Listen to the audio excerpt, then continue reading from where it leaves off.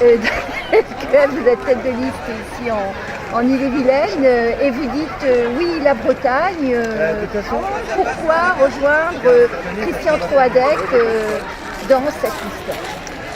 Avec Christian Troadec depuis plusieurs mois, nous avons travaillé à la création de cette plateforme qui s'appelle effectivement Oui la Bretagne, qui a une vocation, comme son nom l'indique, d'être positive.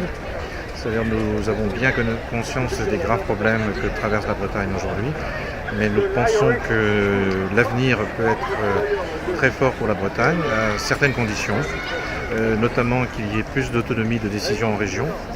Vous savez, la République française est une et indivisible, mais peut-on gérer la Bretagne avec ses 2700 km de côte comme on gère la Franche-Comté qui n'a pas de côte? Donc cette gestion différenciée de la République, c'est une aspiration très longue qui date des années 80, qui était même portée déjà dans les années 60 et qui aujourd'hui trouve une résonance très forte puisqu'on s'aperçoit que beaucoup de décisions qui sont prises par Paris, arrivées en Bretagne, conflopent, sont inopérantes, correspondent à rien, n'ont pas été voulues ni décidées par les acteurs. Et donc on passe notre temps à tenter d'appliquer des décisions inapplicables. Alors que si nous avions une plus grande autonomie de décision, nous pourrions décider mieux et plus vite. Et tout ça au nom de l'emploi, tout ça au nom de la solidarité, tout ça au nom de l'environnement, tout ça au nom en fait de l'efficacité de l'action publique. Alors décider plus vite et avec une Bretagne plus forte, cela s'entend avec la Loire-Atlantique. On a lu des bilans qui montrent qu'économiquement ce serait un atout formidable que la région retrouve ses frontières historiques. Comment vous pensez convaincre à Paris, alors que ça fait des années que cette revendication est mise sur la table, que des motions sont signées pratiquement à l'unanimité par la classe politique bretonne?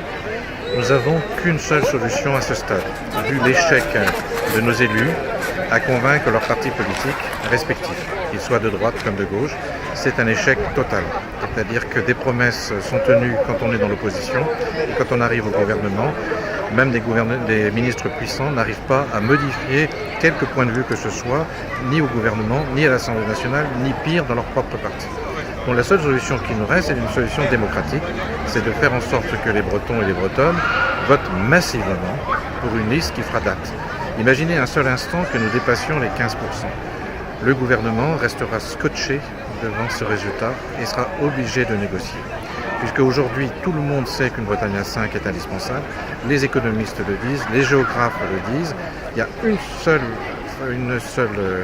frontière que l'on n'arrive pas à franchir, c'est celle du gouvernement et de l'Assemblée nationale. Donc il faut redonner un pouvoir aux Bretons et aux Bretonnes qui, à l'occasion des régionales, peuvent dire « ça suffit comme ça, nous voulons une Bretagne à 5 départements ». Il y a une spécificité pour l'Ille-et-Vilaine dans vos revendications? Non, nos revendications sont bretonnes, elles sont nantaises, elles sont brestoises, elles sont rennaises. Par contre, nous savons bien que la Bretagne est riche de ses différences, que le bassin rennais n'est pas le bassin brestois, que le pays de Saint-Malo n'est pas le pays de Fougères.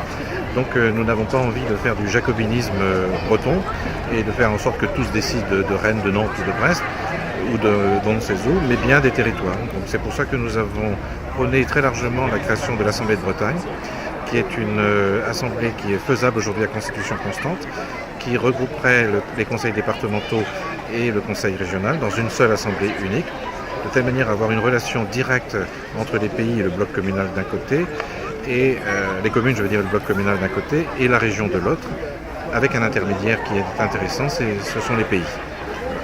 Daniel Kef, merci. Je vous en prie.